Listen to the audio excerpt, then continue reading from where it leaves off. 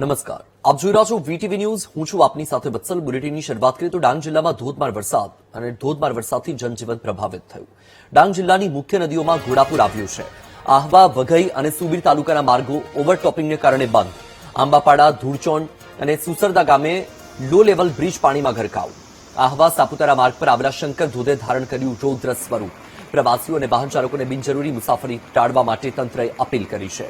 તો આપણે જણાવી દઈએ કે આજે સવારથી જ ડાંગ જિલ્લામાં ધોધમાર વરસાદ વરસી રહ્યો છે. અવિરત મુશળધાર વરસાદ અને વરસાદના પગલે ડાંગ જિલ્લામાં જનજીવન પ્રભાવિત થયું છે. દ્રશ્ય તમારી ટીવી સ્ક્રીન પર. હાલ ખેતરો પણ તરબોળ જોવા મળી રહ્યા છે. રસ્તા પણ બંધ થઈ ગયા છે. લો લેવલ કોઝવે પાણીમાં ગરકાવ છે. આહવા, વઘઈ અને સુબીર તાલુકાના માર્ગો ઓવરટોપિંગને કારણે બંધ છે. આંબાપાડા, ધૂળચોંડ અને સુસરદા ખાતે લો લેવલ બ્રિજ પાણીમાં ગરકાવ છે. દ્રશ્યમાં તમે જોઈ શકો છો કે હાલ વાહન વ્યવહાર માટે પણ માર્ગ બંધ થઈ ગયા છે. આહવા સાપુતારા માર્ગ પર આવેલો શંકર ધોધ, જે પ્રવાસીઓ માટે આકર્ષણનું કેન્દ્ર છે, હાલમાં ધોધમાર વરસાદના કારણે એ ધોધે પણ રૌદ્ર સ્વરૂપ ધારણ કરી લીધું છે. હાલ તો તંત્ર દ્વારા પ્રવાસીઓને અપીલ કરવામાં આવી રહી છે કે બિનજરૂરી મુસાફરી ટાળો, કારણ કે પર્વતીય ક્ષેત્ર છે એટલે ભૂસ્ખલન થવાની પણ સંભાવનાઓ હોય છે, વૃક્ષો પડવાની પણ શક્યતા, અને સાથે જ એકાએક વરસાદના કારણે પાણી પણ આવી જતું હોય છે. આવી સ્થિતિમાં તંત્ર સાબદું થઈ ગયું છે અને લોકોને બિનજરૂરી મુસાફરી ટાળવા માટે અપીલ કરવામાં આવી રહી છે.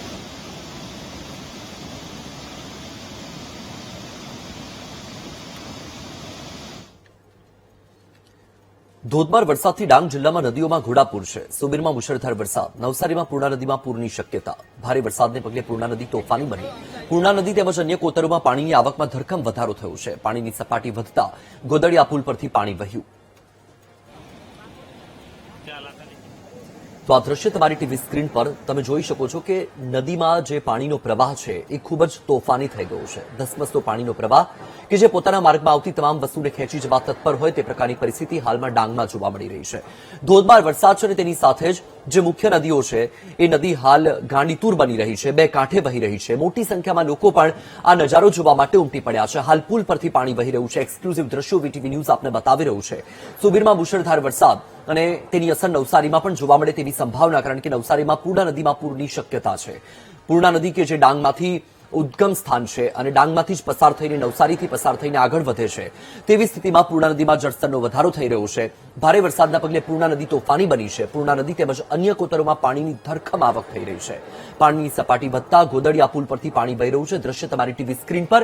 ડાંગમાં વરસાદ બાદ પરિસ્થિતિ વિકટ બની ગઈ છે, કારણ કે સવારથી જ મુશળધાર વરસાદ વરસ્યો છે અને હજુ પણ વરસાદ અવિરતપણે વરસી રહ્યું છે. હજુ પણ યથાવત છે.